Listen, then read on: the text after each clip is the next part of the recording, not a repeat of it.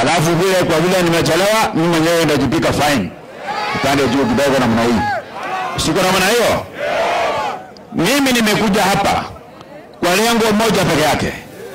Kwa sababu nikiwa kiongozi wenu, nikiwa mjumbe nimechaguliwa, I have a responsibility kuwaelezea ukweli ya maneno na kuwaelezea fikra yangu.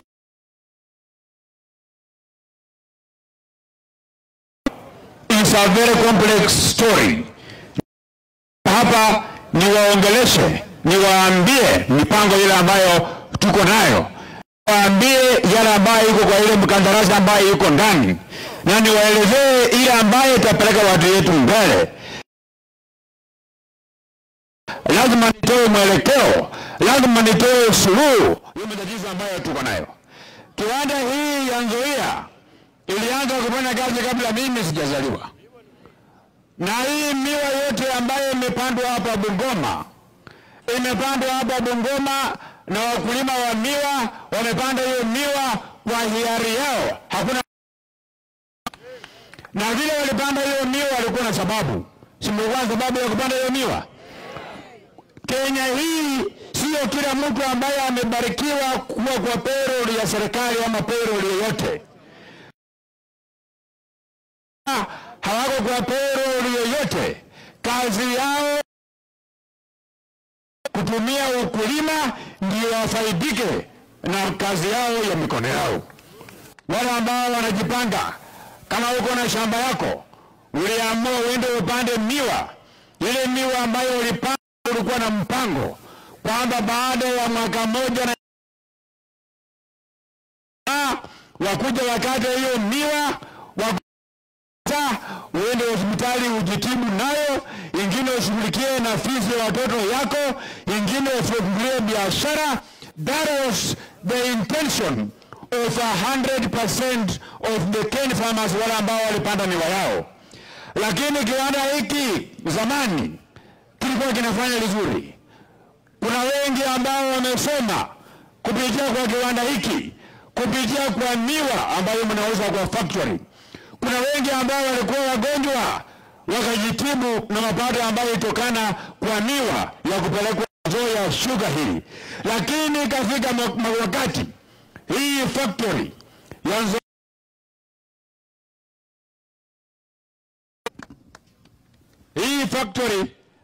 wakati ilianza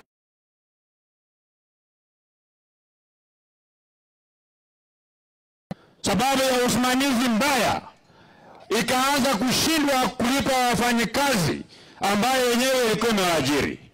Ikashindwa kulipa wakulima ambao yetu ya Nzoia hii.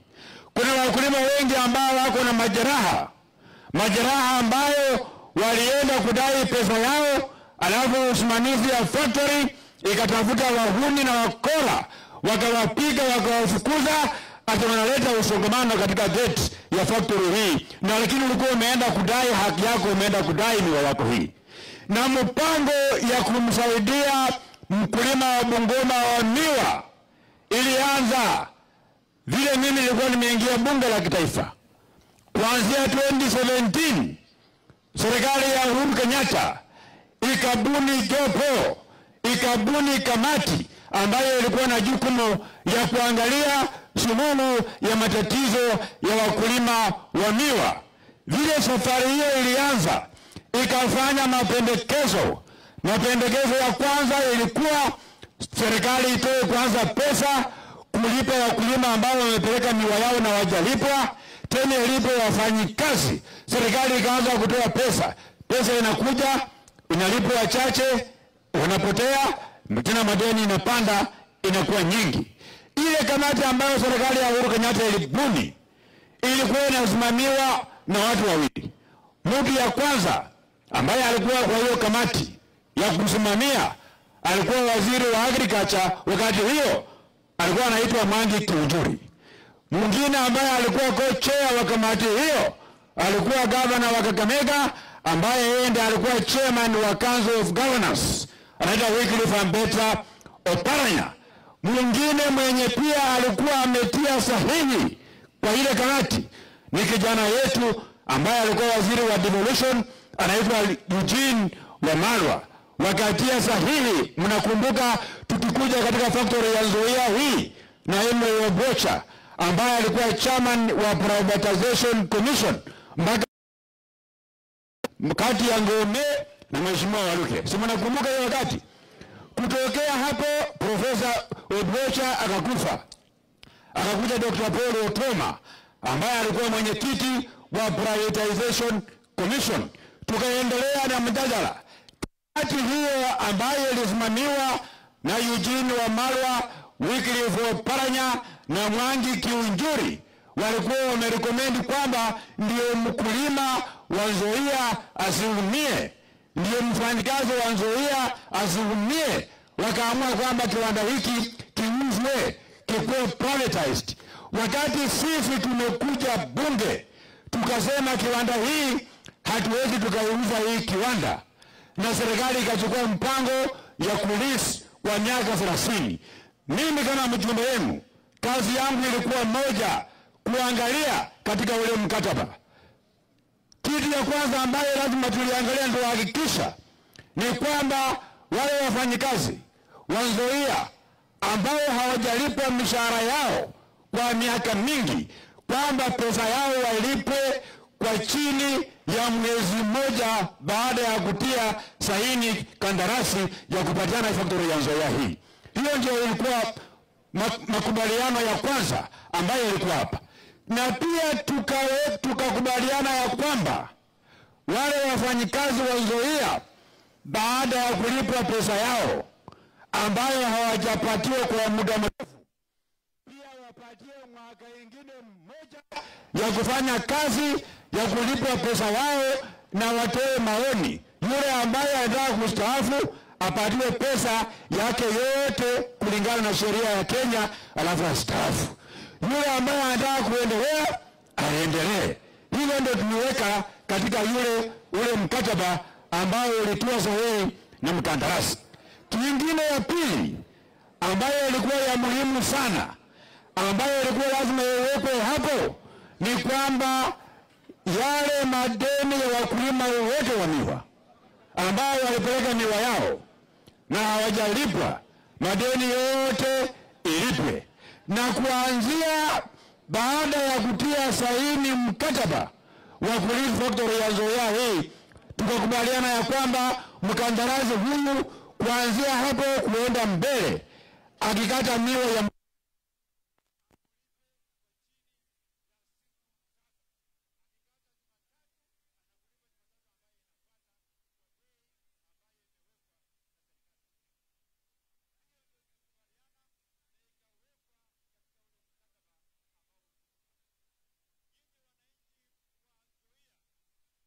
wa Bungoma. Mimi Didmas Wekesa Barasa niko na miwa eka 50, na miwa yangu napeleka na Itiri Sugar Factory ambayo ni sio factory ya serikali, ni factory ya kibinafsi. Mimi miwa yangu napeleka hapo. Wakikata Jumatatu, hiyo siku ambayo inafika pale, pesa imeingia kwa mfuko.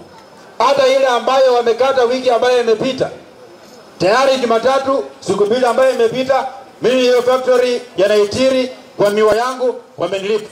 Niko na kidogo nimekuja nayo hapa, nikitoka hapa na wasalimia na wapatia mnunua sukari na kwenda nyumbani. Sababu miwa yangu ndio nimepanda. Nimekula kwa jasho yangu. Umeumia kwa shamba muda mrefu. Hata mgongo imevunjikia hapo kwa kulima hiyo miwa. Lakini kudai pesa yako ulipwe, unakaa miaka 5, miaka 12, miaka 3, miaka 2, wengine wamekufa, madeni yao Nzoia hawajalipwa. Ukiongea na Dr. Simiyu Seli ambaye alipeleka Naitiri Sugar kwa constituency yake, yeye ako na miwa yake analipa. Huyo George Natembea, yule governor wa Trans Nzoia, pia ako na miwa yake anapeleka Naitiri Sugar ambayo ni factory ya Rai. Yule ambaye alikuwa seneta wa Kakamega wa zamani Cleophas Malala ako na miwa yake akikata anapeleka West Kenya na analipwa kwa chini ya siku 7. Hao wako na pesa ya mshahara ya serikali. hao wako na pesa sababu wamekuwa wakubwa katika serikali yetu hii ya Kenya. Sasa hao hawana tatizo. Mwenye tatizo ni mwananchi ambaye amepanda miwa. Wako na pesa, wanakuja kuinsight hapa wakulima wa Nzoia, wakulima wa miwa. Akuwe mrefu, akuwe mweupe, akuwe mama, akuwe kijana, kulipa wakulima, ya kulipa wafanyikazi, ili hali miwa ya wakulima hao imechukuliwa, imekatwa, imeshagwa sukari, na imeuzwa, lakini pesa imepotea. Serikali ya Kenya ikasema haiwezi ikaendelea kuleta pesa hapa. Kwa hivyo hii kiwanda ilikuwa inafungwa, inakuwa, lakini na kuna njia nyingine ya pili, kutafuta mwekezaji ambaye atakuwa alizi factory hii kwa miaka 30, alafu akuwa analipa mkulima kwa chini ya siku 7 wakati miwa ya mkulima imekatwa. Tena amekubali ya kwamba hii nucleus ambayo iko hapa, hii miwa ambayo anakata hapa, for every kg of sugar that a farmer would deliver to Nzoia every year, wapatiwe bonus kama vile wale wa Mumias walipata bonus, vile wakulima Majani Chai wanapata bonus. Mimi ni kijana mdogo, ndio nimeanza safari ya kuongoza watu wa Bungoma. Mimi ni kijana mdogo sana, au biaka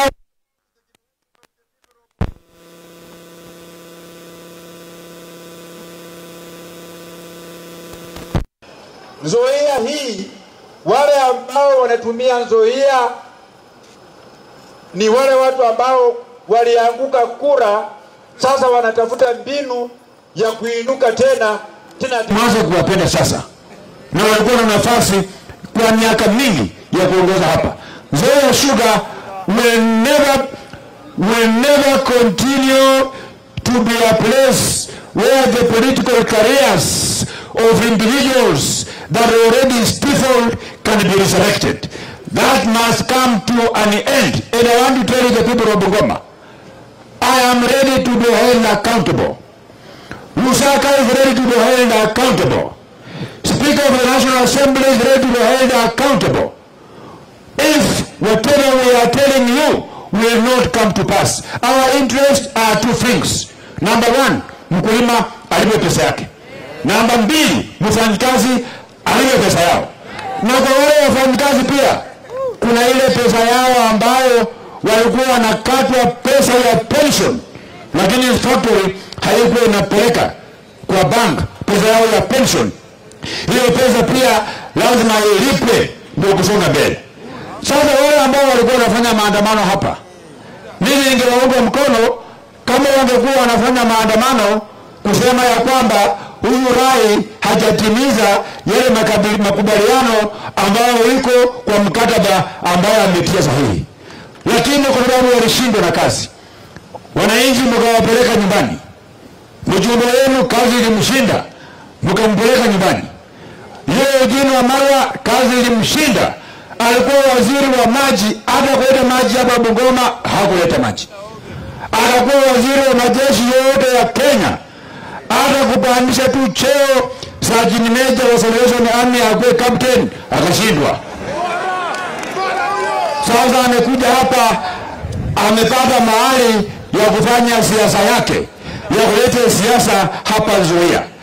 Ameshinda akituambia maneno ya pan paper. Watu wa Bungoma, wakati pan paper ilikuwa binafsishwa, mwenye alikuwa pale kwa serikali hapo alikuwa Eugene Wamalwa. Mimi sikuwa mjumbe wakati hiyo. Baraka hata Moses Wetangula wakati hiyo alikuwa senator ambaye alikuwa hana nguvu, senator ya upinzani, watu wa kupigwa tia gas tu na kukimbizwa na polisi. Kwa hiyo mwenye alikuwa mwenye kusema na kuamua alikuwa Eugene Wamalwa. But we want to correct the mistakes that were done by our leaders who went before us. We want to tell the people the truth because we care and we value about their life and nothing else. Watu ya Bungoma,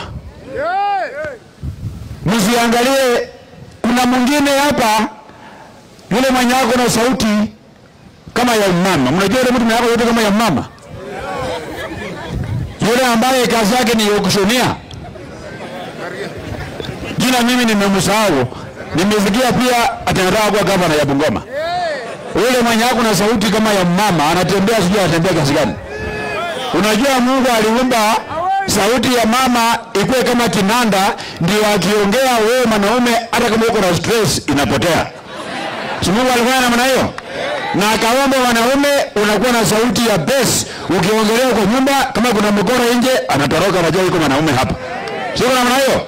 Sasa yule mwenye alipewa sauti ya kinanda ambayo inatakana ipatiwe wa mama, nimesikia akitembea analia zaidi kuhusu wakulima wa Nzoia kuliko wakulima wa Nzoia wenyewe. Yule auctioneer ya mundu ope agabintu, yule auctioneer. Na yule auctioneer alikuwa amepatiwa kandarasi na wale watu ambao walikuwa wanadai Nzoia madeni. Yeye alikuwa amepatiwa hiyo mabarua, akipata lori ya Nzoia anachukua, akipata basi ya Nzoia wa FC anachukua. Alikuwa anazunguka hapa na makaratasi ya auction Nzoia Sugar. Yeye akipiga kelele, msifikirie ati yako na roho mzuri kwa wakulima wa miwa. Yeye analia kwa sababu biashara yake imeingia mchanga, biashara yake imeharibika, hakuna kitu ya kupiga mnanda tena. Tumeelewana? Nyinyi wananchi wa Bungoma, mimi sio mwenda wazimu, mimi sio mtu mjinga. Gavana Lusaka sio mtu mjinga, Spika Wetangula sio mtu mjinga. Sisi sio watu wakumbafu. Tumeangalia huu mkataba, tukahakikisha interest ya mkulima na mfanyikazi imeweka pale ndani. Hii factory hata kama ni ya serikali ni yako, si ya serikali. Unaweza enda pale ukaniambia hii factory yetu ni ya serikali, nimeleta miwa yangu hapa, nilipe pesa haraka haraka sababu ni ya serikali. Itawezekana kweli? Kama hawana pesa hawatakupatia. Na wale watu wote ambao wanapiga kelele, my good people, kulisi Nzoia hii haifanyiki hapa Bungoma peke yake. Kule Kisumu wamelisi Muhoroni Sugar, wamelisi Soni Sugar, wamelisi Chemelil Sugar. Wale Wajaruo ambao ndio wenye wako na PhD ya kurusha mawe na kufanya maandamano, hakuna maandamano ambao wamefanya. Nimesikia wakifanya maandamano kwa sababu wameangalia interest ya watu yao, kwamba watu yao hawawezi wakaendelea kuwa maskini ili hali wako na miwa ambao wanauzia factory hizo. Hapa Bungoma ndio watu wanafanya maandamano, hata wanasema ati hawakuhusishwa. Sasa wewe kama ukishonia unatafuta mali ya Nzoia uchukue uuze, unahusishwa kwa mipango ambayo inafanya hapo kama nani? Siko namna hiyo. Iko watu dunia hii wako na kiburi, ati kama wao hawajaongeleshwa wanaona hakuna kitu yote ambayo imefanywa. So mimi nimekuja hapa kwa sababu mimi ni mkulima wa miwa. Eugene ni mkulima wa mahindi. Wale wakulima wa mahindi wanauza vile wanataka. Wale wakulima wa kahawa, including mjumbe wenu wa zamani wa Mnyinyi hapo na kahawa, hiyo kahawa yake inampatia pesa mingi sana. Hauzii serikali, anauzia wale wanunuzi private through the coffee auction. Ako na pesa. Hata hiyo ndevu ya 15 kwa wiki. Unasikia? Wale watu wako na majani chai. Majani chai yao hawauzii serikali, wanauzia watu binafsi ambao wananunua majani chai yao. Sisi miwa yetu ambayo tunauzia serikali kupitia kwa factory ya Nzoia ikiwa ya serikali, serikali imelipwa na kutulipa na kurani kiwanda cha Nzoia. Kwa hivyo kikibinafsishwa na kupatia mkandarasi kwa miaka 30, hata hamisha, hata itoa hapa apeleke Busia, hata toa hapa apeleke Kisumu, hata badilisha awache kusaga miwa aanze kutengeneza mandizi, hata kubadilisha ikuwe Kware. Tumeelewana? Kwa hiyo nyinyi mjue, ndio maana mimi nimekuja nikasema siwezi nikawatoroka, kwa sababu niko na mpango ya kukua gavana wenu hapo mbele ya mwaka 2027, nyinyi mkipenda, Mungu akipenda. Na ndio nikasema mpaka nikuja hapa niwaone. Siko namna hiyo. Nyinyi watu ya Bungoma, hii kazi ya gavana Hii vile mmenipima mkiniona na vile mmeona hii akili yangu natosha ama sitoshi? Mimi natosha? Mtaniunga mkono? Ndio wale wa kuniunga mkono, wale wa kuniunga mkono, wale wa kuniunga mkono. Swali yangu ya pili. Mimi nikiwa mjumbe wa Kimilili na yule ambaye anataka kuwa gavana ya Bungoma, mwili yangu ni nyembamba, lakini Mungu amenipatia akili nyingi. Tumeelewana? Na mimi nataka nyinyi mnipatie sasa mwelekeo. Tuendelee kusukuma hii kiwanda ya Nzoia so that we can depart from the previous to the present ya kulipa pesa. Tunataka namna hiyo, si ndio? Wakati kiwanda hiki kilikuwa na matatizo, watu wangu wa Kimilili, watu wa Webuye East, part of Kapchai na wengine hapa Kandui walihama Nzoia wakapeleka miwa yao na Itiri.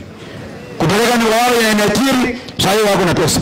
Mimi zamani kabla na Itiri ijengwe, mimi mwenyewe hapa Bungoma, pesa yangu ilikuwa kidogo sana.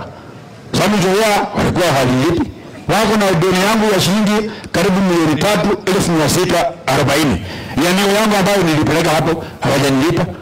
Sasa wakati nilipeleka miwa yangu na Itiri, pesa ikaanza kuingia kila siku Friday. Kama wamechukua miwa yangu, pesa inaingia. Hata kuanzia ile wakati kilo nimeongeza kilo 12. Sababu na pesa ya miwa ambayo nauza kule na Itiri. Bibi yangu zamani alikuwa ananihangaisha akipika uji na kunywa tu kikombe moja sababu ya stress ya Nzoia hapa. Mbele na Itiri ilikuja kata kupeleka na Itiri. Siku hizi uji na kunywa vikombe 3 4 na kunywa asubuhi, lunch na jioni. Maneno yamekuwa sawa, si ndio? Kwa hiyo nataka tuendelee. Tusonge mbele. Mimi wala kusema tusonge mbele, tusonge mbele, tusonge mbele, tusonge mbele. Haya, kwa sababu nimeona mvua inakuja. Sasa ile mtu yeye gari wewe fanya haraka hiyo mtambo kabisa hiyo. Fanya haraka kabisa, sitaki ya mama wachelewe. Si ndio? Sitaki ya mama wachelewe. Hiyo gari ya mbele hiyo twende. Umeona huyo mtu ya huyo vijana huyo? Basi. Ndani ya kabisa. Ndani ya kabisa. Mweli kwa ni bade ndilo manya. Tongole baba mumanya. Tongole ni baba mumanya. Ebengo manya. Kimilili baba mukoli mokaza ba. Kimilili baba ngeli mokaza ba. Ayaya. Titi bali titi. Titi masio baraza. Titi bali titi. Titi masio baraza. Titi bali titi. Titi masio baraza. Titi bali titi. Titi masio baraza. Yenda baraka. Titi masio baraza. Kimilili baba ngeli manyire. Eti mjoja kunyasi ni karobile. Eti mjoja kunyasi ni karobile. Mikuli beli oba ni kagaile. Mikuli beli oba ni kagaile. Tingalo jiligolo moza muhorere ngego nalora. Agaba mozi bitoba na baruya. Chazi bitoba nebe kiga yeta. Komurale na koraba nebe nyamsirika. Bama iyo wafanya jazara waziri walebe. Balebe ga yeta. Balebe ga yetile. Agaba chipara bara nende chitala chabalebe kombake. Kimira balebe mange kamonile. Sukulu fizi ya baba na kamonile. Walo tekine kibalebe kamonile.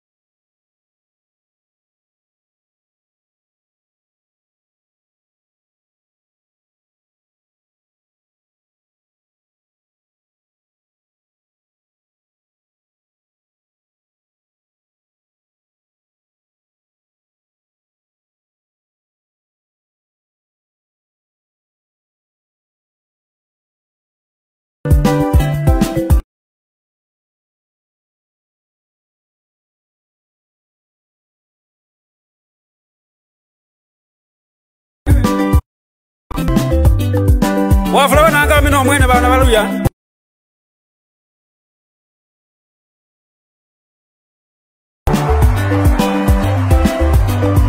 Na kuline ndango mulembo bana befwe. Ayaya.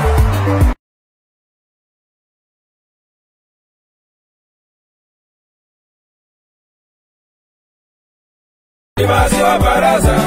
Titi bali titi. Timazi wa baraza. Bantu bamumanya Titimazi wa ayay Titimazi wa baraza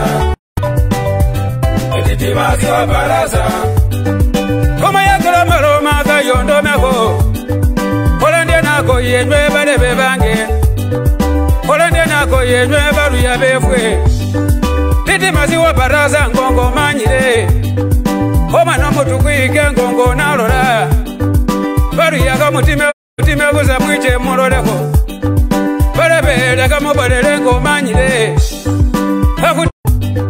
Kimilili balebe mungo limo kazabwa Bama yi wafanya biashara bosi balebe Titi bali titi Titimazi wa baraza Titi bali titi Titimazi wa baraza Bandu bamumanya Titimazi wa baraza Roja mubumula Titimazi wa baraza Bandu bamumanya Titimazi wa baraza Roja mukanduyi Titimazi wa baraza Bandu bamumanya Titimazi wa baraza Roja muzirisya Titimazi wa baraza Bandu bamumanya Titimazi wa baraza Roja mukabujayi Titimazi wa baraza Bandu bamumanyire Titimazi wa baraza Balabele kama balele ngomanyire Baruya bange kama balele jiri kulo muwaza Baruya kama balele ngomanyire Komana we batukui komukitanga Chingano jiri Sikira ndo maloma balebe ngonalora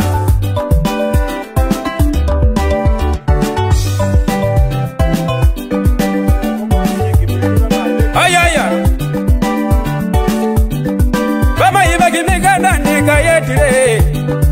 Baba na befwe balebe pota pota Baba na befwe balebe pota pota Badu mwamini yo kwenyanga niyo you know Ho mwamini yo balindanga niyo you know Titimazi wa baraza ngonge manyire Kangonile bapota pota balebe Chinju balebe posi balebe kangonile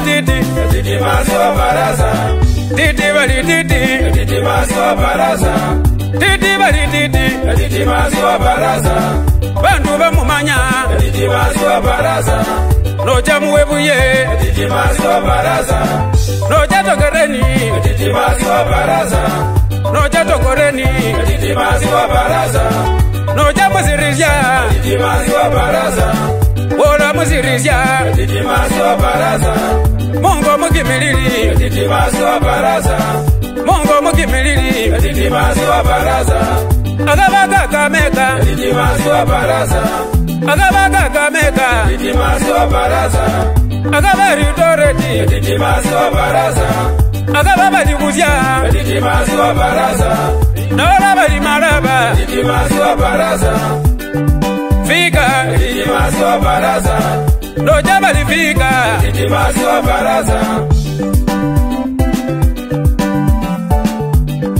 Kemu balere chigano bana baru yenwe Kolande nako yenwe balebe bange Komana wa baraza yungo manyire Halina kula sifubi manyiro mufubi Agababa fubi balebe kayetire Agababa fubi balebe kayeta Agababa lekwa balebe kayeta Hali mayumo lekwa zalira balebe nendumulamu Hali baba na befwe bano balebe pota pota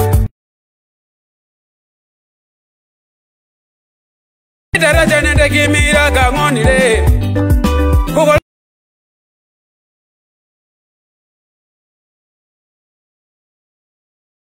wanangami wanagite mbwagendo meko chikano chiliyo bana bamayi kola ndiye nako yenye basale bange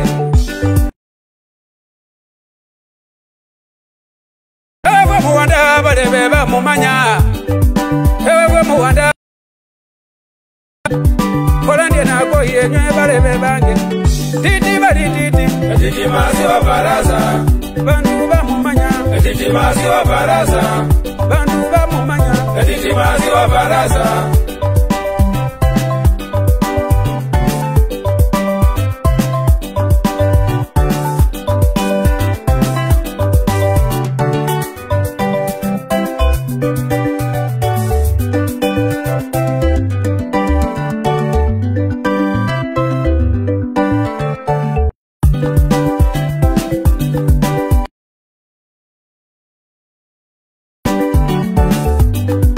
Bas, wena abana befwe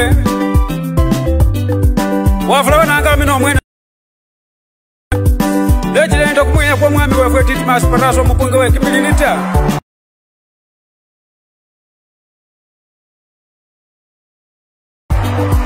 ayaya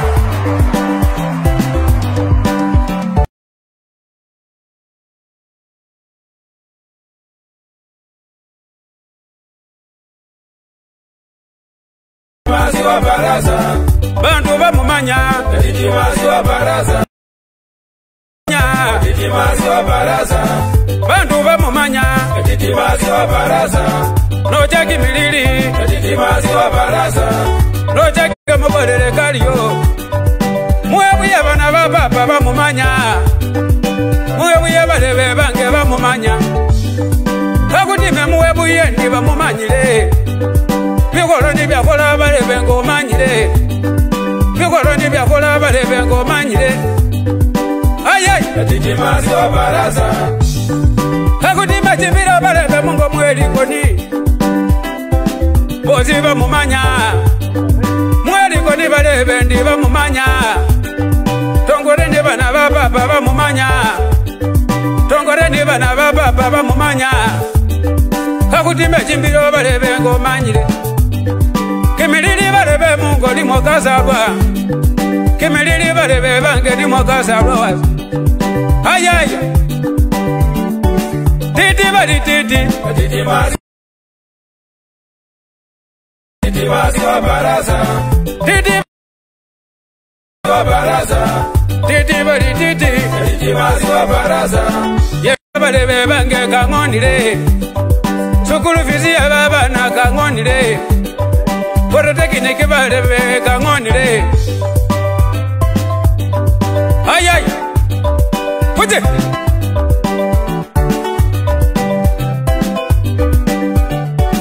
titi bali titi mazi wa baraza titi bali titi mazi wa baraza bandu bamumanya titi mazi wa baraza loja mubumula titi mazi wa baraza bandu bamumanya titi mazi wa baraza